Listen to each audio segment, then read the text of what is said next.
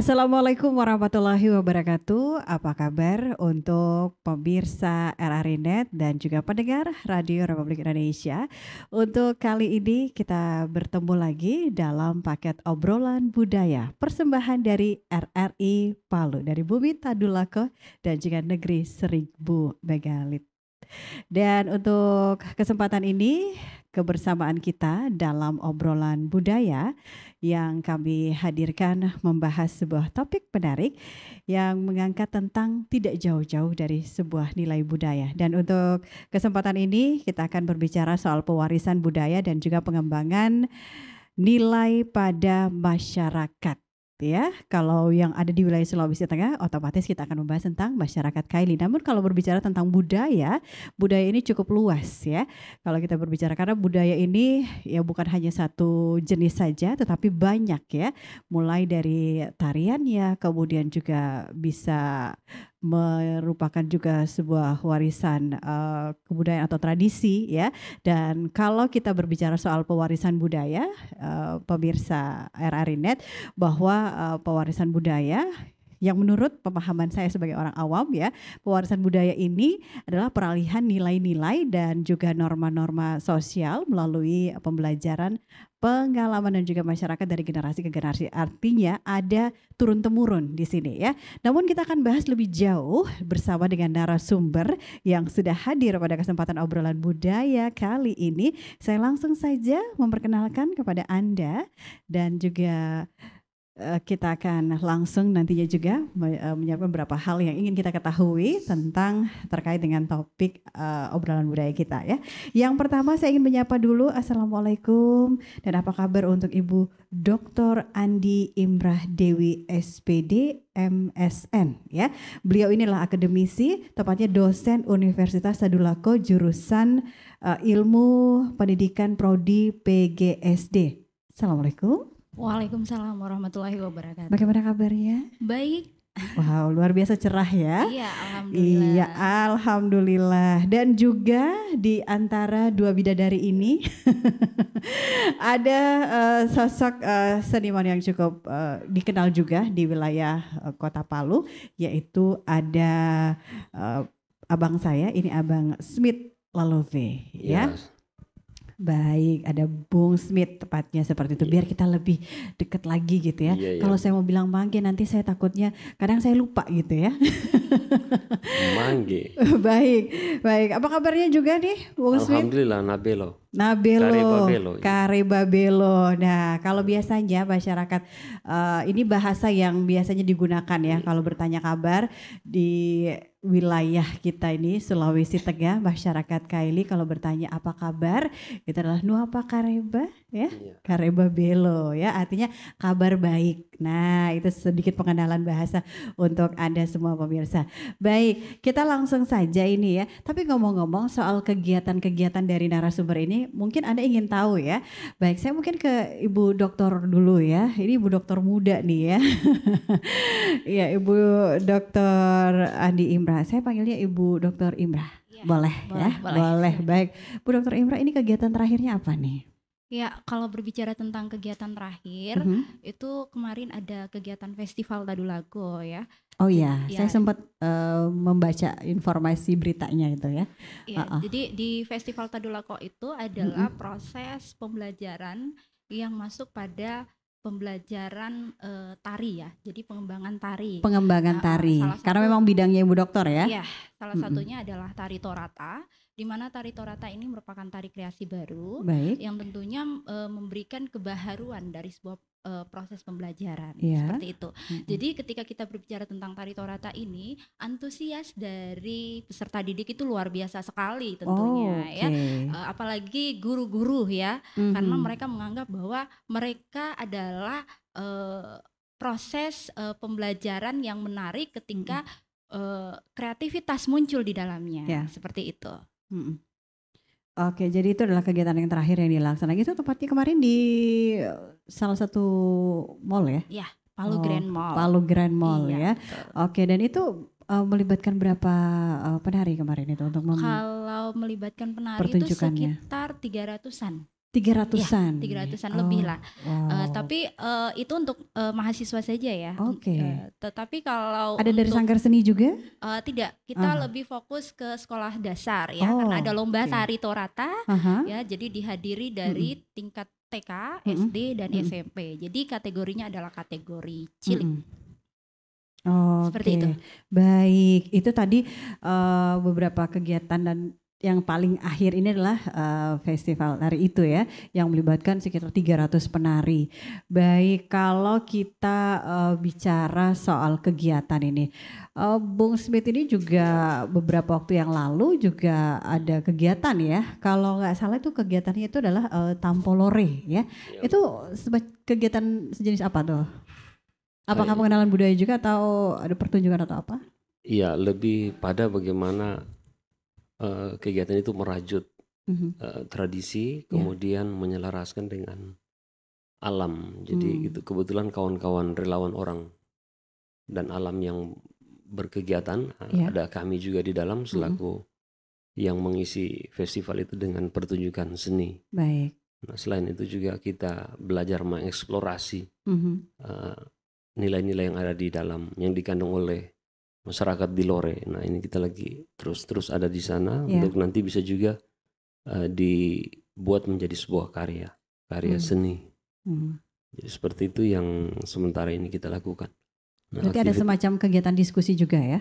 Iya, ada beberapa dialog dengan pemerintah dan masyarakat. Untuk kegiatan itu siapa yang menggagas? Itu kawan-kawan ROA, relawan orang dan alam. Jadi ada NGO yang sudah lama bekerja di kawasan itu. Ini sudah event keduanya yang mereka lakukan. Oke, event pertama di mana? Di Napu. Di Napu ya. Kemudian event yang kedua ini di Lore. Di daerah Bariri, desa Bariri. Iya, Mbak. Baik, berarti banyak hal yang juga cukup menarik di wilayah sana ya. Selain lokasi yang pertama, kemudian juga yang dipilih. Ada planning untuk kegiatan berikutnya juga mungkin? Ada lokasi tertentu yang direncanakan? Ada rencana mau dibuat di Bada katanya lagi yang ketiga. Karena tiap tahun mereka buat itu dan dia keliling setiap lembah. Makanya disebut Tampo. Tampo itu kan lembah. Tampo Lore, itu artinya lembah ya. Berarti Tampolore. Iya. Oke, baik. Kita bicara soal pewarisan budaya nih ya. Pewarisan budaya dan juga pengembangan nilai pada masyarakat ya. Kalau kita berbicara tentang wilayah yang saat ini kita diami adalah masyarakat Kaili ya. Kalau kita bicara soal budaya secara global berarti luas ini ya. Tapi coba kita sempitkan dulu ya. Kita bicara soal pewarisan budaya dan juga pengembangan nilai di masyarakat kita yang mungkin dimulai dari Ibu Dokter dulu nih. Oke, terima kasih. Kalau kita melihat topiknya adalah pewarisan budaya dan pengembangan nilai pada masyarakat Kaili. Jadi ketika kita berbicara tentang pewarisan, secara otomatis ini berkaitan pada nilai, norma, adat, dan aktivitas masyarakat. Betul. Ya. Jadi kalau kita berbicara tentang aktivitas masyarakat, seperti pada riset saya yang sudah saya lakukan, itu saya melihat bahwa aktivitas menenun dari dulu sampai sekarang itu masih eksis dan masih bertahan di daerah Donggala, tepatnya di desa Toaleh, ya. Iya. Jadi saya melihat bahwa ketika kita melihat proses yang terjadi di sana, ada nilai yang sudah tertanam di masyarakat itu sendiri. Bagaimana nilai kesabaran tentunya ya, bagaimana nilai tanggung jawab, bagaimana mereka harus teliti betul-betul sehingga hasil produk dari tenunan itu sesuai dengan apa yang diharapkan. Nah itu pengembangan nilai. Nah ketika kita menyentuh pada contohnya ya tari, karena bidang saya adalah tari. Jadi ketika kesenian itu masuk, memberikan warna tersendiri tentunya. Bagaimana gerak-gerak menenun diekspresikan dalam bentuk-bentuk gerak. Nah itu yang menarik. Jadi penanaman nilai itu dari dulu sampai sekarang itu sudah ada, ya seperti itu.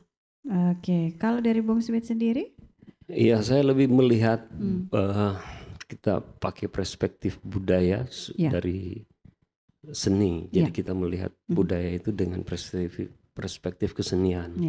Nah di situ sebenarnya banyak sekali pelajaran yang kita dapat. Misalnya ada beberapa bunyi-bunyian yang sangat halus atau lembut di ketinggian, Itu di pegunungan misalnya dengan tiupan suling. Nah itu dia sebenarnya mengajar orang-orang itu untuk berperasaan lembut.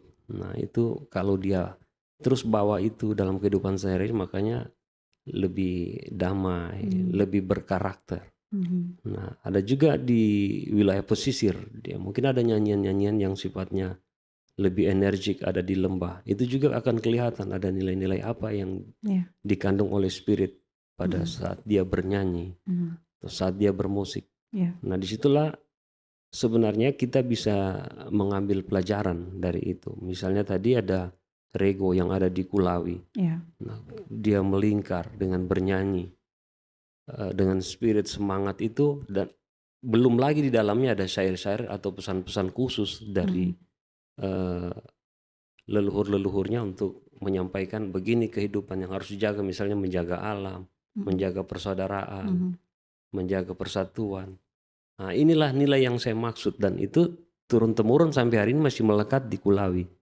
Jadi jangan kaget kalau wilayah pengembangannya dari seni tadi itu mereka besok misalnya malam ini Rego. Nah, besok itu orang akan datang ketika diumumkan akan gotong royong misalnya membangun lobo atau rumah adat. Atau akan tradisi membuka itu masih jalan. ada ya sampai dengan saat ini ya? Iya berkembang, yang seperti itu yang saya maksud. Jadi dia turun, kita lihat saja pada perspektif kesenian, belum lagi pada perspektif adat istiadatnya. Masih banyak yang harus kita lihat memang sebenarnya Bu. Nah, itu baru wilayah gunung, belum lagi di lembah atau di pesisir. Itu pasti ada yang mengamati. Jadi kita jangan sampai hanya sekedar melihat orang bernyanyi itu, wah ini agak kuno-kuno, ada hubungannya dengan sesuatu. Ada mistisnya ada tidak. Berarti kita harus lihat ada spirit apa yang ada di dalam, yang bisa kita ambil menjadi praktek dalam kehidupan sehari-hari. Sehingga pada kekinian misalnya kalau di wilayah birokrasi, itu akan bisa menjadi kode etik dong. Misalnya kan, bagaimana orang tua dulu bergotong royong, menyanyi dulu malam, besok dia kerja sama. Nah itu bisa diadaptasikan, dikembangkan ke dalam birokrasi.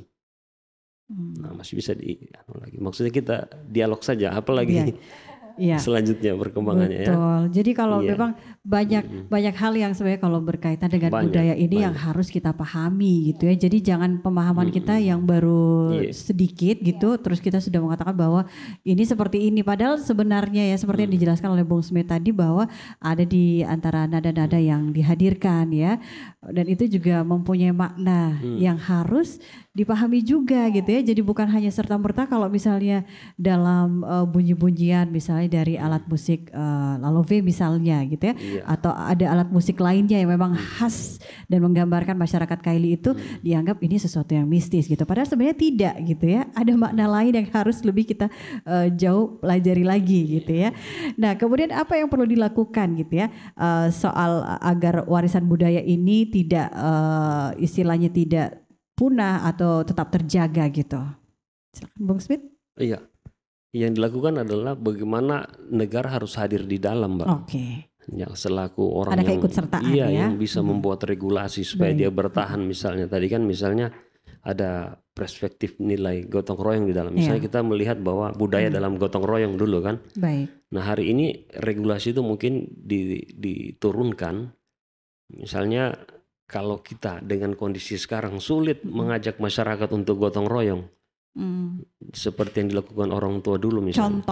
Contohnya misalnya hari ini. Akhirnya dia cuma turun menjadi program kayak dalam kota ini apa namanya itu padat karya. Nah itu yang gotong royong akhirnya padat karya. Padahal harusnya masyarakat yang harus turun. Kalau bicara soal kebiasaan terdahulu ya. Betul. Dulu yang nilainya tidak punya uang karena di padat karya kan akhirnya ada uang. Uang untuk membayar orang bekerja. Padahal dulu tidak ada orang yang mau datang. Karena semuanya terlibat.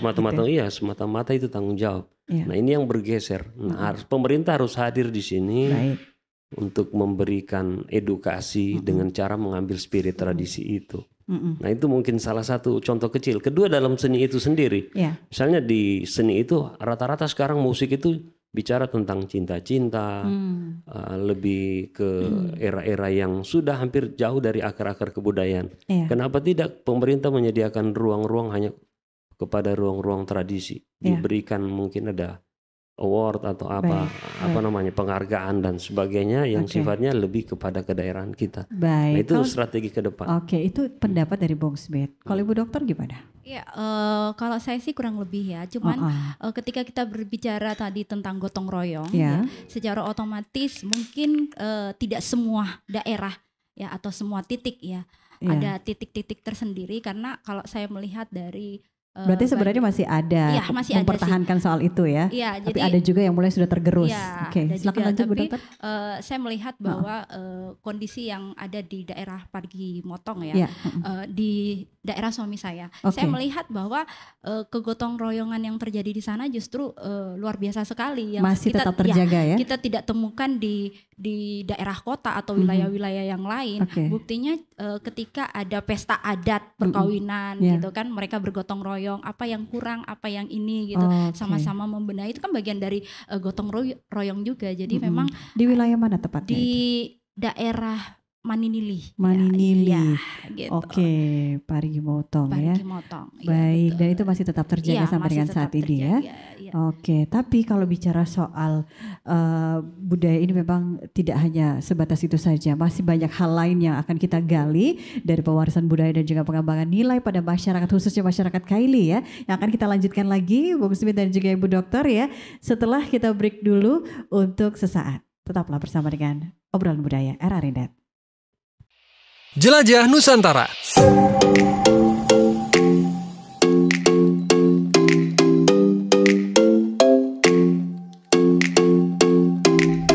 Pantai Parai Tenggiri adalah salah satu objek wisata yang terletak di Kecamatan Sungai Liat, Kabupaten Bangka, Kepulauan Bangka Belitung.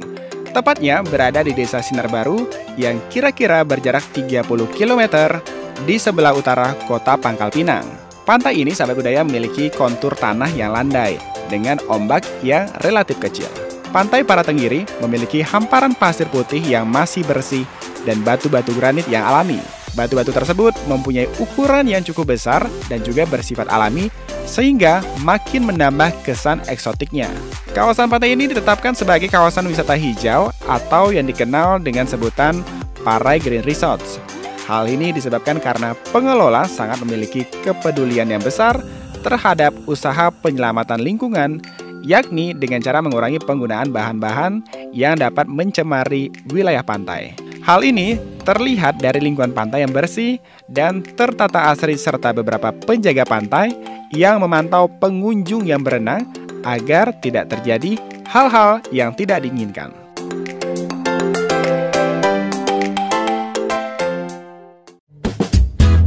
Jajanan Nusantara. Jajanan Nusantara.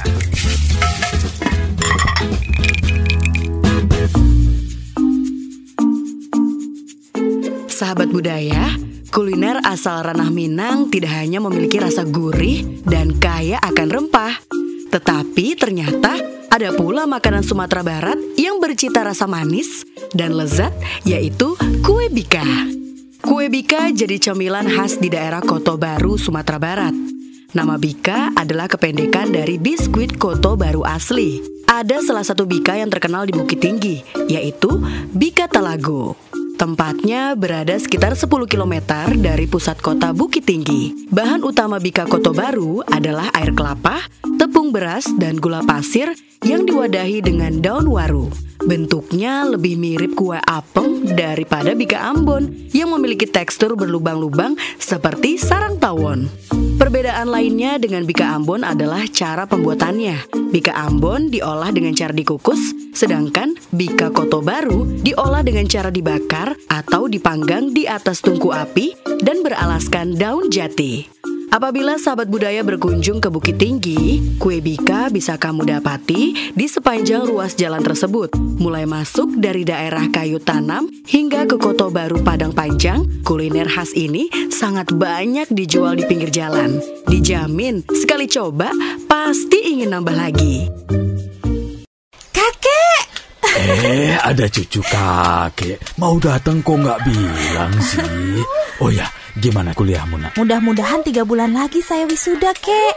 Nanti kakek datang ya. Wah, hebat sekali cucu kakek ini. Udah mau lulus kuliah. Iya dong. Rencananya habis kuliah mau ngapain? Aku pengen jadi pemilik perusahaan tambang di Indonesia, Kek. Oh ya? Kenapa? Biar bangsa Indonesia nggak bergantung sama negara asing. Sehingga secara politik Indonesia berdaulat secara utuh. Ya. Bagus sekali itu, Nak. Tapi kalau kamu udah jadi pengusaha sukses, jangan lupa sama budaya Indonesia ya, Cuk. Karena pasti kamu akan banyak bergaul sama orang asing nantinya. Enggak dong, Kek. Bagus.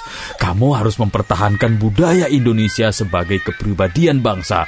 Sesuai dengan prinsip kebangsaan kita. Berdikari dalam ekonomi, berdaulat dalam politik, dan berkepribadian dalam budaya. Oke, Kek. Pesan ini disampaikan oleh Radio Republik Indonesia. The new mobile application RRI Playgo. Dapatkan fitur-fitur baru di New RRI Playgo. Daftarkan akun dengan nomor handphone atau email untuk menikmati semua fitur dan konten yang ada dalam aplikasi RRI Playgo. Nikmati siaran radio live streaming atau tonton yang Anda dengar dari seluruh program jaringan RRI yang disertai dengan fitur live chat untuk berinteraksi dengan penyiar atau sesama pengguna.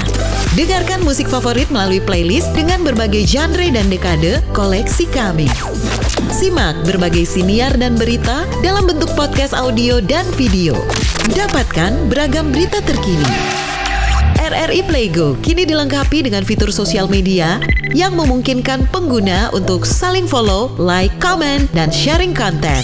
RRI Playgo menyediakan fitur favorit sehingga memudahkan pengguna untuk mengakses kembali konten yang disukai di menu library. Download RRI Playgo terbaru di Google Play Store dan Apple Store. RRI Playgo, play, enjoy.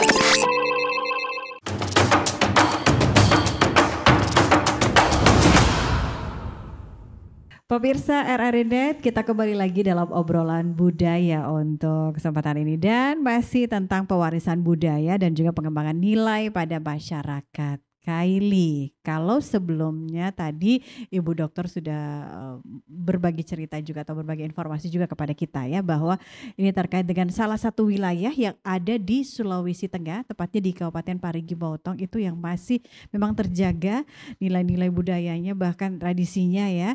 Itu salah satu yang menjadi contoh adalah di wilayah Maninili ya, di wilayah Maninili dan itu pada saat tradisi itu dilaksanakan bisa diambil contoh salah satunya adalah pada saat ada sebuah acara atau hajatan yang akan digelar ya.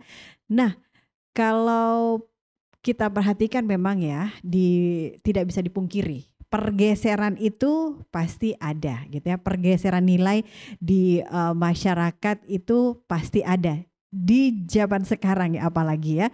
Kalau di wilayah-wilayah desa bahkan di belakangnya lagi mungkin masih tetap terjaga, tapi bagaimana dengan wilayah kita yang sudah masuk perkotaan itu istilahnya sudah mulai ada pergeseran. Nah, pergeseran itu terjadi pasti ada sebabnya. Kita akan tanya dulu sama Bung Smith. Ini kenapa? Naku ya. Iya baik. Saya pengalaman yang ada di lapangan ini ya bahwa memang ada beberapa tokoh-tokoh kita yang penting di kelurahan atau di desa itu hampir hilang. Maksudnya mereka sudah ada yang sudah wafat. Oke. Nah itu tokoh-tokoh itu dulunya kalau dia basuara dia bilang mai puramo kita le bako miu sampai sufuku kamai kita mana uri keke rapa kagali ngata kan begitu hauri masigi kita membangun itu dengan teriakan saja nolelei itu tokoh-tokoh itu orang datang. Oke. Iya, kalau sekarang kan bergeser karena sudah tidak adanya tokoh, mungkin biar kita batara di toa, bapak ibu kita kerja bakti sudah mungkin menyurat lebih ke kepala teriaknya desa. Di WhatsApp mungkin ya. Di WA, di grup juga itu banyak yang tidak datang itu. Karena ketokohan sudah hilang. Nah, itu salah satunya. Nilai ketokohan yang sudah mulai hilang ya. Sudah mulai hilang, makanya PR kita bagaimana memunculkan kembali tokoh-tokoh ini. Nah, jadi ini juga dimasuki oleh banyak kepentingan misalnya. Kalau sudah berkumpul itu sudah arah orang ini berkumpul wilayahnya mengarah ke politik ini atau apa ini jadi banyak sekali saling mencurigai. Itu salah satunya. Kedua memang di tengah-tengah kota kan sudah pluralisme itu sudah begitu luas dan masyarakat kita kan sudah banyak bercampur dengan saudara-saudara kita yang lain. Jadi memang akar-akar kebudayaan itu pelan-pelan dia akan hilang. Nah itu salah satunya, ketokohan, kemudian sudah banyaknya masyarakat yang hadir. Kedua, beberapa kepentingan politik sudah masuk, bisa mempengaruhi di ruang-ruang diskusi. Nah itu yang seperti itu yang saya amati. Baik, itu dari pengamatan Bung Smith. Tapi mungkin akan berbeda dengan pengamatan Ibu Dokter. Pasti. Kalau Ibu Dokter sendiri boleh, alasannya kenapa sampai nilai itu ada pergeseran ini? Ya, jadi kalau kita melihat ya dengan kacamata dan perspektif secara teoritik, ya bahwa ketika kita berbicara tentang kebudayaan, ini adalah sesuatu medan nyata ya dari sebuah pandangan praktisi, kemudian dalam segi pandangan bahasa mungkin yang saya sentuh, karena tadi Bung Smith sudah mengatakan bahwa dari suara-suara panggilan ya dalam bahasa Kaili terkait dengan ketokohan itu tadi secara otomatis mencerminkan mencerminkan sesuatu yang penuh makna dari sebuah kata simbolik ya, dari sebuah teori juga yang memang diperkuat bahwa kondisi saat ini ya tidak semuanya, tapi kondisi di beberapa titik atau mungkin wilayah yang mungkin sudah terjadi pergeseran itu memang ada. Lebih cenderung kita melihat di daerah perkotaan karena persoalan rasa mungkin Kalau saya lebih kepada rasa kepedulian. Ya, itu lebih kepada energinya ke situ. Karena ketika rasa kepedulian ini ada, secara otomatis kita berempati untuk bersama-sama melakukan hal dan aktivitas yang sama, sehingga kebersamaan itu akan terjalin dengan harmonisasi yang indah. Kalau masyarakat ini memahami hal tersebut, saya pikir ini bisa berjalan dari dulu sampai sekarang itu bisa konsisten adanya. Mungkin itu pendapat dari rasa saya. yang sudah mulai berkurang ini Bung Smith bisa jadi seperti itu. Ada penambahan? Ada. Pendapat saya begini, kan ada namanya juga di suatu wilayah desa itu namanya lembaga adat ya, penguatan.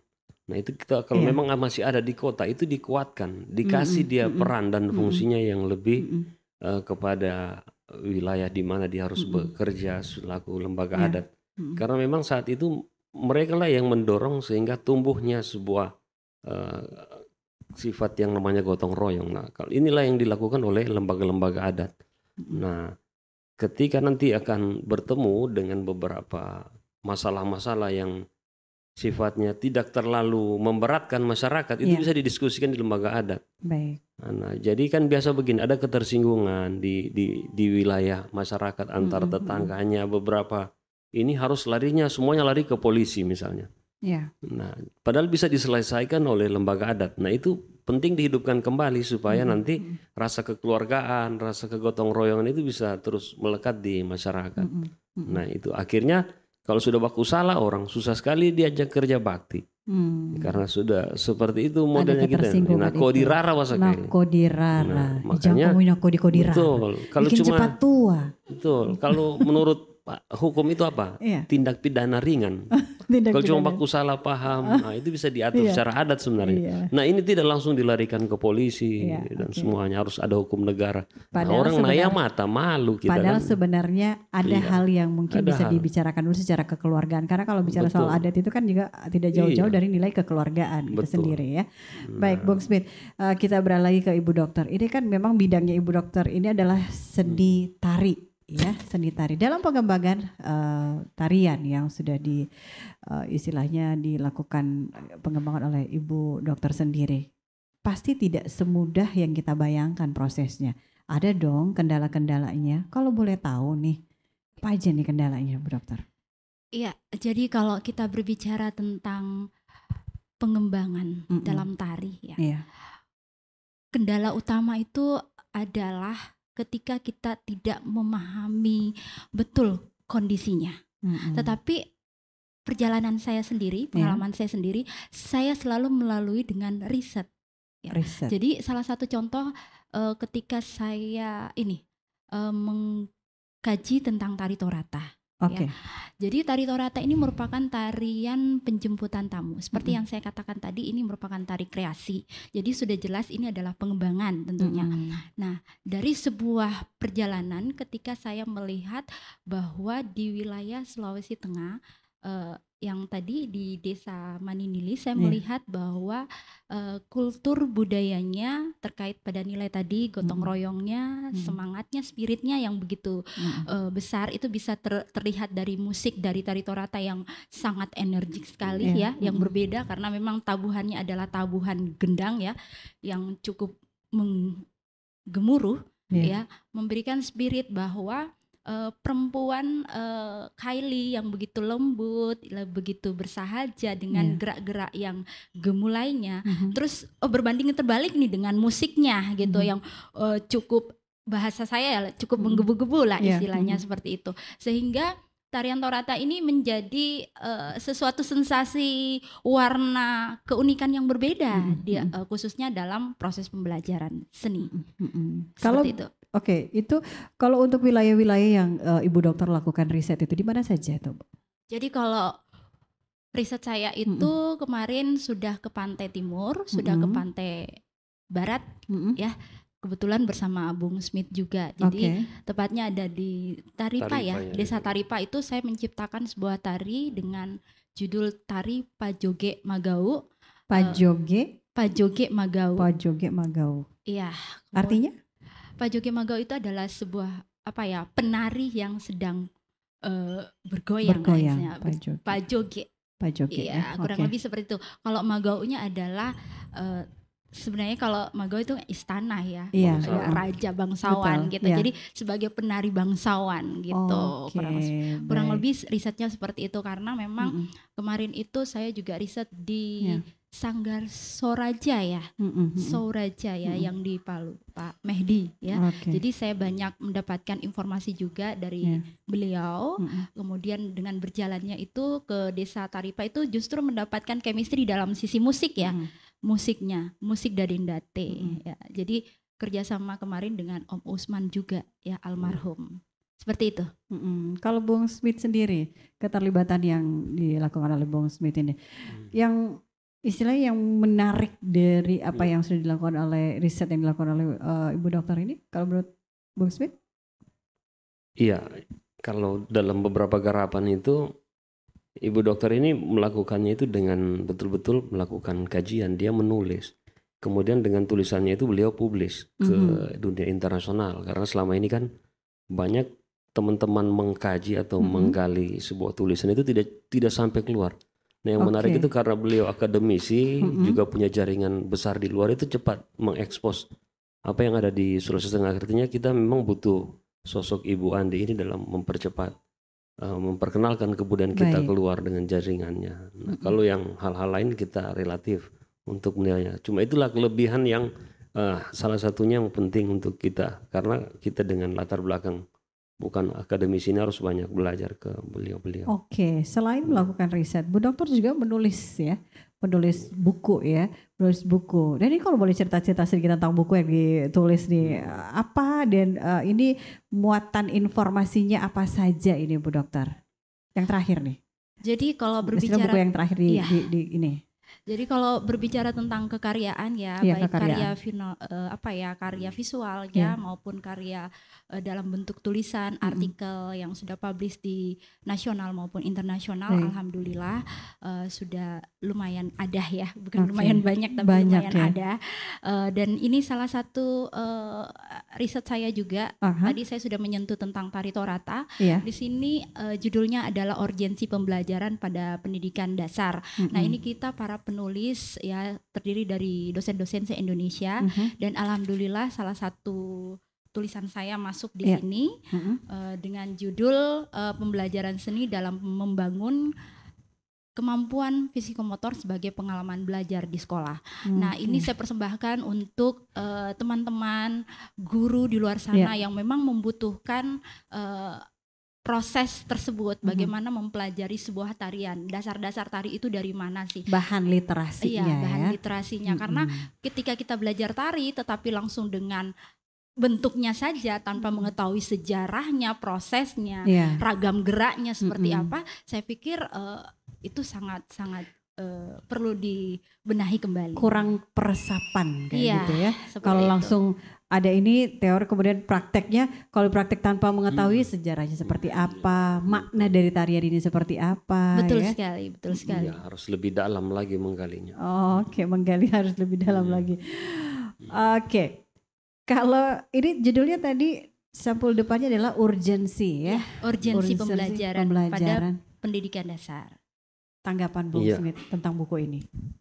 Ya, ini buku kalau menurut saya bisa menjadi pedoman bagi guru-guru ya yang terpenting, karena mereka itu yang akan menjadi ujung tombak untuk menyampaikan isi dari buku ini. Artinya kalau ini disebar cepat ke guru dan pemahaman guru pun lebih jauh tentang isi dari buku ini, bisa cepat disampaikan lah, ditangkap oleh murid itu sendiri. Tetapi yang terpenting adalah ada koordinasi yang lebih jauh terhadap institusi kita, misalnya Dinas Pendidikan Kebudayaan atau Dinas Pendidikan ini kalau yang saya lihat. Ada kan sekarang sudah ada BPK di Sulteng, itu juga bisa diajak kerjasama untuk paling tidak ada bedah buku lah atau apa Ibu ya, biar orang dapat isinya. Oke, Bu Dokter, kalau misalnya ini untuk pemasarannya sendiri bisa didapatkan secara umum atau ada secara khususkah? Misalnya dari pemesanannya atau pembeliannya atau seperti apa Bu Dokter? Jadi karena ini adalah buku baru ya, baru terhitung 1 bulanan gitu. 1 bulanan? Iya, jadi memang penerbitan baru gitu, jadi masih tercover ketika ada yang mau pesan bisa langsung memesan, tapi insya Allah kedepannya akan berbasis online. Berbasis online ya. Kalau Bung Smith tadi menyinggung soal ada apa sih istilahnya, para guru-guru juga sebenarnya harus memiliki buku ini ya, karena ini memang sangat-sangat penting untuk menjadi produk literasinya sendiri. Kita masih akan bahas hal-hal yang menarik lainnya juga ya dalam obrolan budaya kita, yang mungkin lebih pada hal yang lebih mendalam lagi ya Bung Smith dan juga Bu Dokter ya. Tapi kita boleh jeda sebentar ya. Oke, karena tentunya ada beberapa hal juga yang ingin kita sampaikan kepada pendengar kita dan juga pemirsa RRI Net. Tetaplah bersama dengan obrolan budaya. Jelajah Nusantara.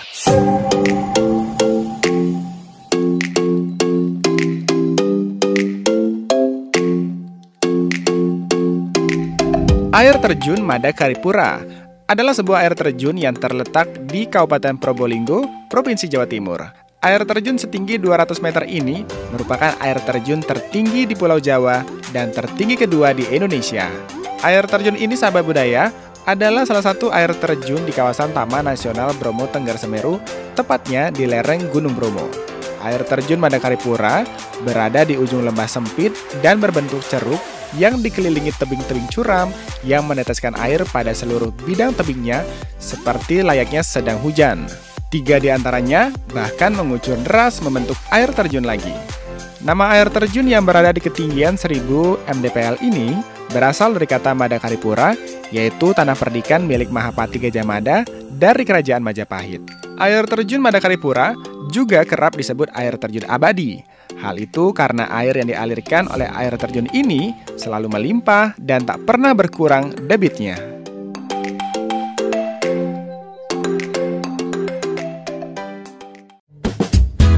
Jajanan Nusantara. Jajanan Nusantara.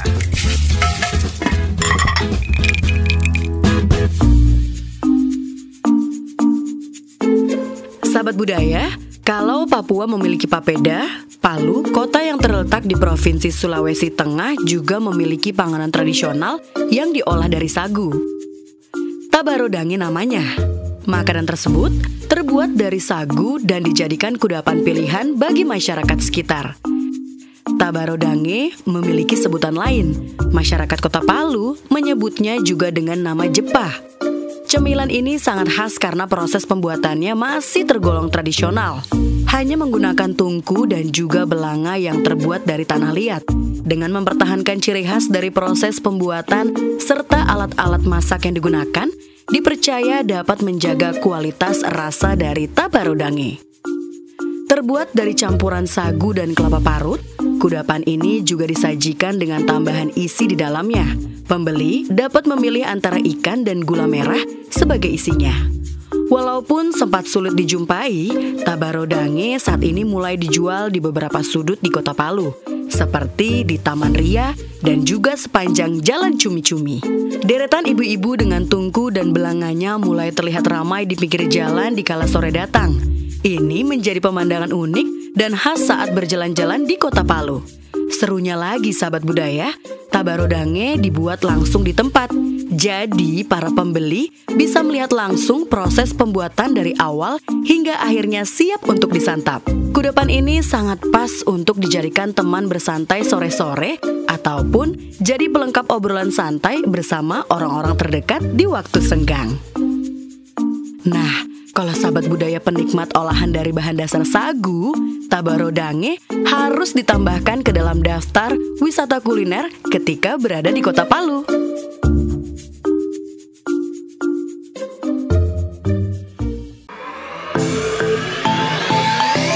rri.co.id, media radio berita online terpercaya.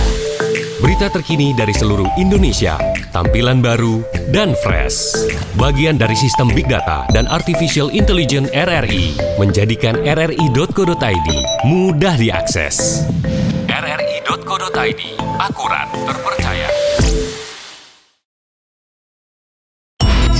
Teknologi penyiaran radio sejak tahun 1915 hingga kini terus berinovasi seiring perilaku, kemajuan ilmu pengetahuan dan teknologi dengan semakin melekatkan setiap individu akan kebutuhan alat dan media informasi dan komunikasi. Di akhir tahun 2013, RRI telah memulai proses transformasi menuju digitalisasi yang cepat, inovatif, dan berkelanjutan untuk memenuhi kebutuhan publik. Dengan slogan RRI di ujung jari, menghantarkan aplikasi RRI Play sebagai aplikasi yang memudahkan publik menikmati siaran RRI kapanpun dan dimanapun, audio atau video. RRI tidak pernah diam untuk para listeners, viewers, readers, dan player. Kini ada the new RRI Playgo, sebuah aplikasi super platform dengan big data dan analitik, blockchain teknologi, cloud computing, dan Internet of Things, programmatic ads, artificial intelligence. New RRI Playgo, semua ada dalam satu aplikasi, menggabungkan teknologi media penyiaran dan media online dalam sajian audiovisual, live atau recording, siniar atau podcast, update berita, informasi, berbagai karya jurnalistik dari seluruh Indonesia. Di sini, semua bisa berinteraksi real time serta saling memberikan komentar dengan penyiar dan sesama pengguna aplikasi. Berpartisipasi konten juga memanjakan dengan berbagai koleksi lagu dari Indonesia, mancanegara, sampai tradisional tanah air. New RRI Playgo, smart and friendly.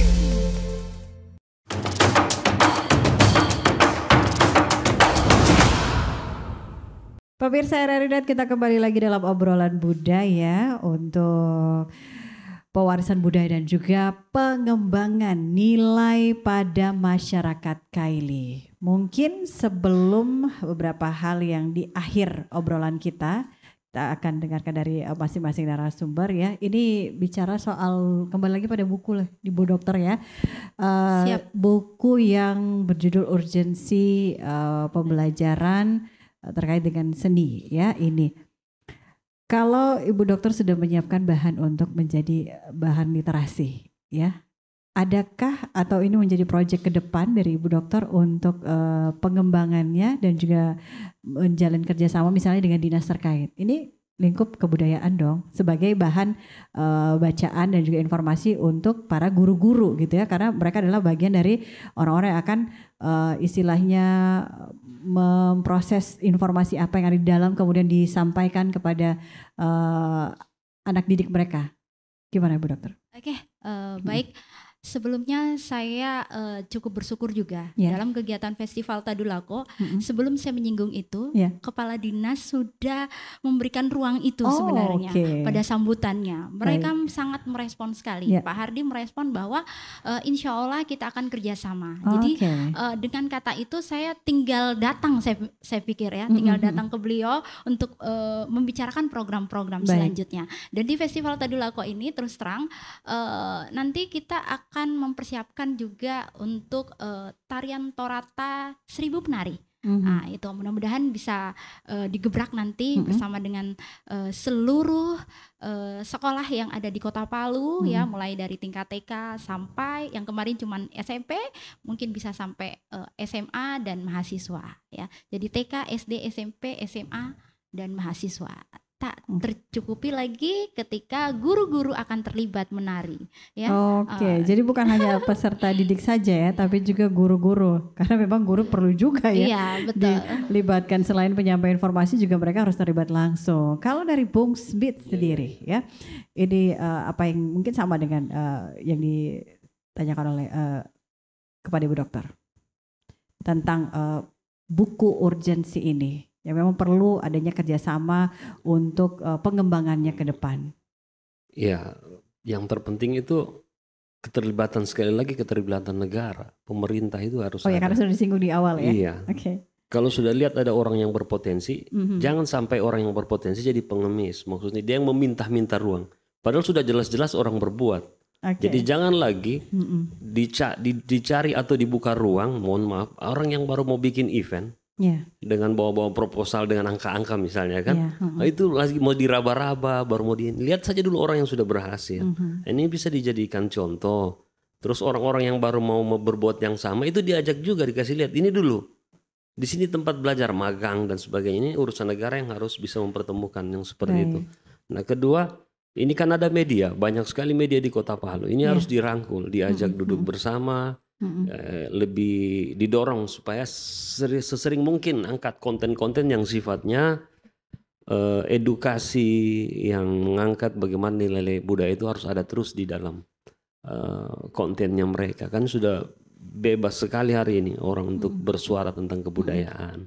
Nah, di situ harus negara hadir, memberikan rel supaya mereka terus continue untuk mengabarkan bahwa ada event atau kegiatan yang sifatnya budaya ini harus bisa terus terbaca atau dinikmati dimanapun. Nah, berartinya kita harus ada ruang-ruang untuk apresiasi, Bu. Pemerintah harus sediakan ruang apresiasi kita, karena hari ini susah sekali kita mau main di mana. Kita bisa bermain musik etnik tapi tidak punya ruang. Akhirnya kita cari ruang-ruang di hutan. Tinggal tunggu NGO bikin, ayo kita ke sana. Kita juga menggagas festival, berat sekali cari dananya. Masih harus dipimpong ke sana, pimpong kemari. Tanya sana, tanya sini. Artinya sudahlah, sudah seperti itu kebudayaan. Tapi menurut saya ini bagus juga kita jadi belajar, belajar banyak di situ. Ya, demikian. Dan kabarnya juga ada kegiatan di Donggala ya? Iya, saya lagi dengan teman-teman. Alhamdulillah sekarang sudah membuat kegiatan yang sifatnya dari masyarakat, Bu, di Pantai Kaluku. Nah, itu juga berbasis dari kebudayaan. Mereka gotong royong kasih bersih lokasi, kemudian mendorong ada aksi bersih sampah nanti di sana. Di Kaluku Donggala, namanya Festival Kaluku Paradise. Jadi pantai seperti surga menurut mereka. Nah, potensinya kita coba sama-sama bikin event di sana dengan mandiri.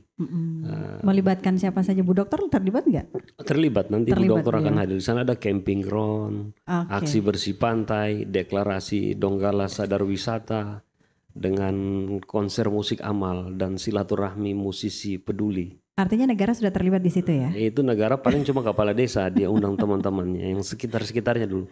Karena belum punya dana besar untuk kasih datang banyak orang. Komentar tentang kegiatan itu, Bu Dokter? Iya, kalau saya sendiri sih saya salut sebenarnya ya. Kerjanya beliau ini luar biasa Harus sekali. Banyak orang seperti Bung Smith ya? Iya, betul. Jadi respon saya ya, walaupun dalam proses ini ya saya tidak terlalu banyak berbuat, tetapi insya Allah dalam kolaborasi yang saya bangun bersama komunitas pedati ya, dengan Bang Smith sendiri, ini tentunya memberikan ruang energi yang besar ya. Jadi bukan hanya berkontribusi dalam bidang kesenian, tetapi sumber dana itu penting ya. Jadi saya selalu saling mensupport antara satu dengan yang lainnya untuk membangun Sulawesi Tengah ini semakin berjaya di bidang promosi budaya tentunya, sehingga bisa lebih eksis ke depannya ya, seperti itu. Bu Dokter menyinggung soal pedati ini. Ini pedati saya ingatnya ini saya masih pakai seragam putih biru apa merah putih gitu ya. Itu masih eksis nggak sampai dengan saat ini? Masih. Sampai hari ini kita sering diundang ke nasional. Karena pedati ini kan mainnya senyap, Mbak. Tidak terlalu bagaimana di sini. Tapi di daerah kita sudah ikut event internasional festival Jakarta 5 negara. Di Kutai juga festival Maharaja di sana kami selalu ikut. Ini lagi mau main di depan Menteri Investasi bulan September. Ada lagi undangan ke beberapa kampung-kampung lagi. Kita pemain kampung soalnya. Pemain kampung tapi ini masih sangat begitu membekas di masyarakat. Bayangin saya coba masih pakai seragam putih biru atau merah putih gitu ya. Menyambung sedikit boleh? Boleh dari ini komunitas pedati ini kebanggaan. Untuk Sulawesi Tengah ya, karena beliau ini mainnya udah sampai go internasional, tetapi masih juga mau melirik kampung-kampung ya, kantong-kantong yang perlu memang untuk digodok dan digali lagi. Itu yang luar biasa dari komunitas pedati. Luar biasa. Aplaus dulu ya. Terima kasih. Oke, dan mungkin kita sampai pada akhir obrolan kita ya. Mungkin pesan untuk terkait dengan topik kita pewarisan budaya dan juga pengembangan nilai pada masyarakat Kaili ataupun masyarakat secara globalnya ya, mungkin dari Bu Dokter dulu. Jadi kalau kita kembali lagi kepada topik tentang pewarisan budaya dan pengembangan nilai pada masyarakat, tentunya kita semua harus bergandengan tangan ya. Bagaimana kita melihat sebuah kesenian itu, kemudian bagaimana kontes kebaruan itu hadir dalam sebuah proses pengembangan, itu menjadi sesuatu hal yang paling penting karena saat ini secara otomatis kita membutuhkan yang nama pengembangan. Kalau tidak ada pengembangan, maka kita nggak berada di zaman sekarang ini gitu. Jadi kita nggak bisa menutup diri ketika kesenian itu berkembang. Ayo kita mari sama-sama kita bergabung bersama, bergandengan tangan untuk merajut sebuah tali kasih, jadi penonton. Ya, tali kasih kebudayaan dalam jalinan silaturahmi yang indah. Jadi kita nggak usah ke kanan dan ke kiri. Ayo kita melangkah bersama. Itu intinya dari prosesnya. Karena juga yang masih berpikiran bahwa kalau berkaitan dengan budaya ini, aduh pasti hal-hal yang tertinggal, hal yang tidak modern gitu ya. Tapi sebenarnya di sini harusnya semua terlibat ya. Jangan jadi penonton ya. Jadilah sesuatu yang berperan penting dalam bagian kebudayaan itu. Bung Smith? Iya baik, terima kasih. Ini kalau di Pedati selalu membahasakan begini. Gimba atau kebudayaan yang hari ini bukan ketinggalan zaman, tetapi dialah yang meninggalkan banyak zaman sehingga dia masih bertahan hari ini. Nah, Kaili punya 3 wilayah yang betul-betul spesial. Secara geografis ada di wilayah gunung, di wilayah lembah dan pesisir. 3 karakteristik wilayah kita ini memiliki ciri yang berbeda, karakter yang berbeda.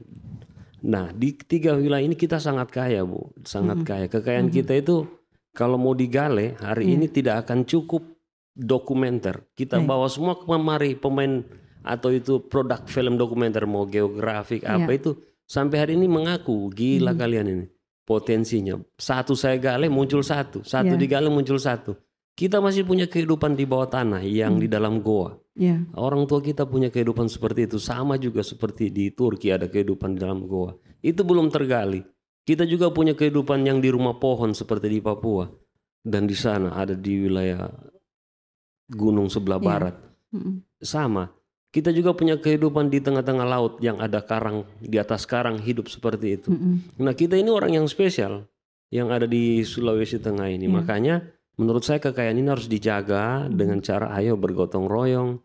Bagaimana semua keterlibatan setiap elemen itu harus ada di dalam, dan menumbuhkan kebudayaan itu sebenarnya gampang-gampang susah. Gampang-gampang susah. Nah, modalnya hanya satu adalah kepercayaan diri bahwa kita bangsa yang berbudaya, memiliki martabat yang nantinya kita bisa mampu mempengaruhi semesta atau dunia ini dengan mendorong bagaimana ruh tatanan baru dunia itu lahir dari tanah Kaili.